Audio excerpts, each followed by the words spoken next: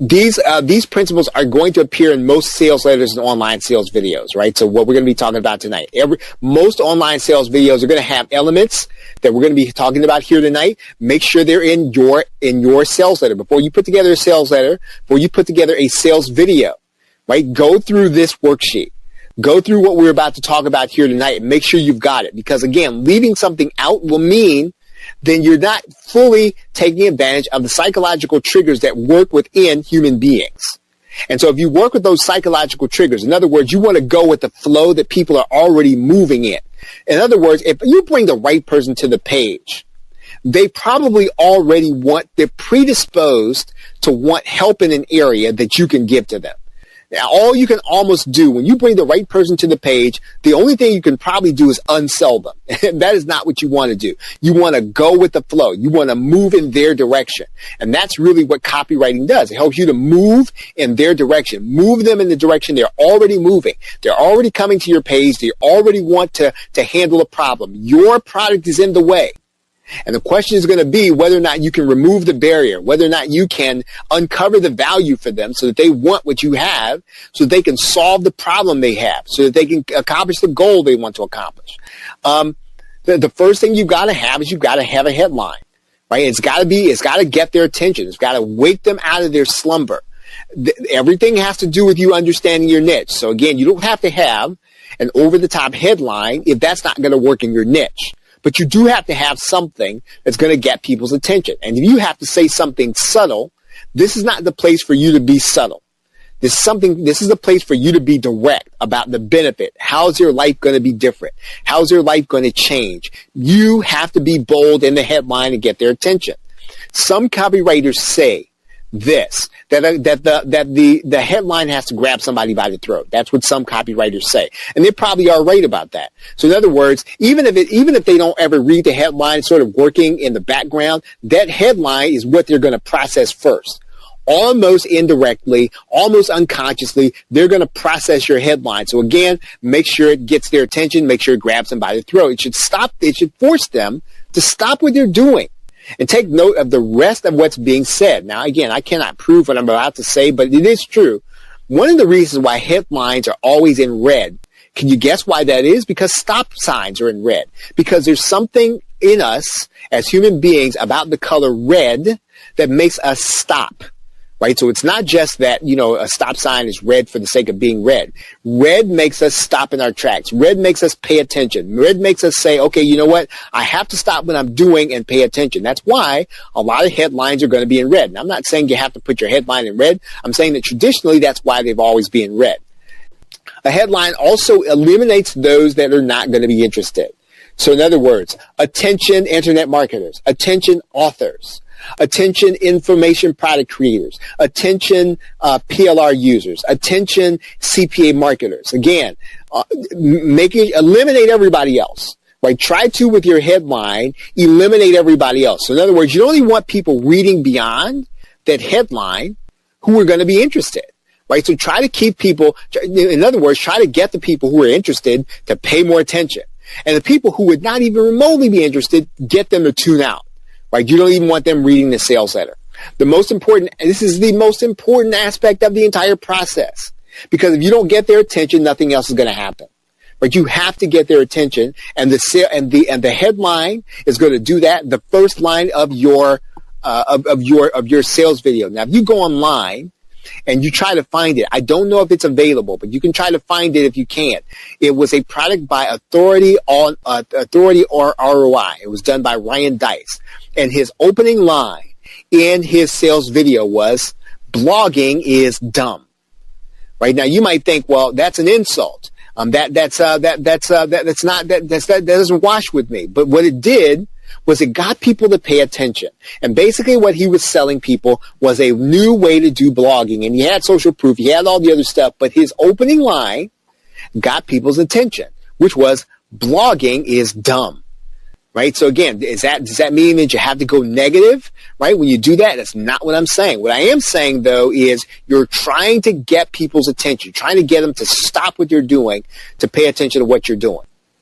There's someplace after the headline, you want to relate to the people, right? You want to put yourself in their world. You want to make sure, not just give them the impression. You want to let them know, you know what's happening. So in other words, you're going to relate to them. You're going to tell a story so that they understand that you get it, right? You understand them. You get them. And this is where you're going to relate to them. You're talking about the struggle. So in other words, you're trying to solve this problem. Well, here is where you have your opportunity to describe for them, right, the problem that they have. Now, Eben Pagan says someplace that if you can explain their problem to them in better words than they can, they will want to get the solution from you, right? So if you can describe their problem better than they can, right, they'll believe you when you're pitching a solution.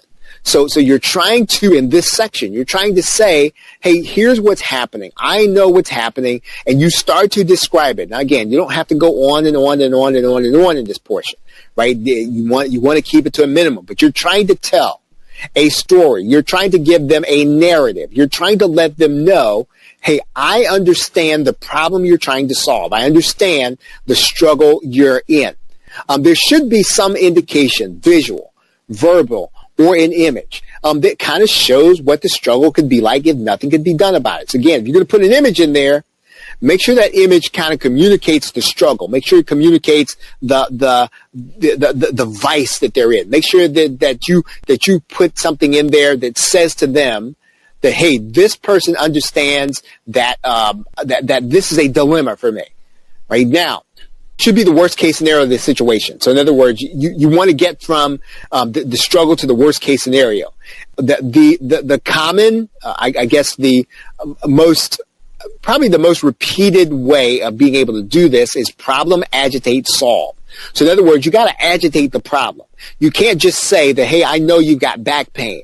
You got to describe the back pain. What does it mean to have back pain? What does that mean? Does that mean then they can't go out with friends? Does that mean then they don't get a chance to hold up their grandkids? You've got to really get into what it means, right, in order to have this worst case scenario.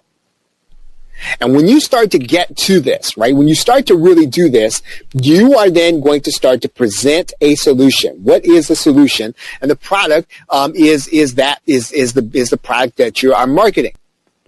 You're going to introduce the product.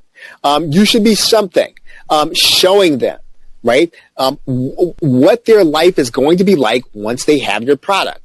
Right? What's their life going to be like? Introducing 60-minute copy. Introducing this brand new laptop, introducing whatever the product is. And then what you're basically going to set out doing is not just telling them how cool your product is. You're going to tell them how cool they're going to be when they actually have this thing, when they start using it. What are they trying to get to? What are they trying to accomplish? You're going to tell them how cool their life's going to be.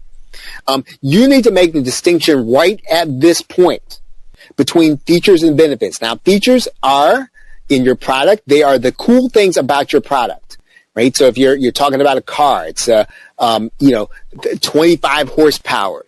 It's got it's a self-driving car, and it does it has a backup camera, and it has Wi-Fi on the inside. All really cool stuff, right? But that's a feature. That doesn't always necessarily make the sale for us until we've told people and shown people how they're going to benefit. How are they going to benefit? Right now, in commercials, this is really kind of shown to people, right? And it's all done kind of subtly, right? We think that commercials, done with cars are just kind of overdone, but really all they're really doing is just kind of showing you how cool you're going to be once you get this new car, right? They're showing you that. And that's even before they get around to talking about what's in it. So in other words, you've got to show people how they're going to benefit. What's their life going to be like? And the customer should walk away from this section of your sales letter, this section of your copy, this section of your sales video. They ought to know what's going to be in it for them. They ought to know that. Then you and I have to have some element of proof, right? We've got to have some element of proof. So here's where we really do have to be. I think we've got to be factual here. I think we have to try to be objective here. I think we have to try to really talk to people and really give them facts, and facts that they can go and check out, and facts that they can go and look up. Now, I'm not talking about social proof. I'm talking about proof at this point. What do I mean by that? The proof should be something scientific, something they can go and check out, something you found in a study, something that has been verified by survey, something that scientists have said, something that nutritionists say, something that, let's say, fitness experts say, 4 out of 5 dentists say. Again, this is expert opinion. This is something that at this point in the sales letter, we're really driving the point home that this is something that you need, not because a lot of people have used it. And again, we're going to use social proof. We're saying to them, hey, you know what? Look at what all these experts say about stuff like ours. The experts say you've got to have something. So in other words, let's say we were just talking about marketing, right? And marketers, and some marketers says, all the authorities say that the most important thing that you've got to understand is writing copy, right? Some authority says that. We put that in our sales letter. Again, it is proof. It's not social proof. It's not that everybody used it. It's not based on who said it. It's based on the fact that it's scientific proof. It is verifiable. It's something we can go and read and check out.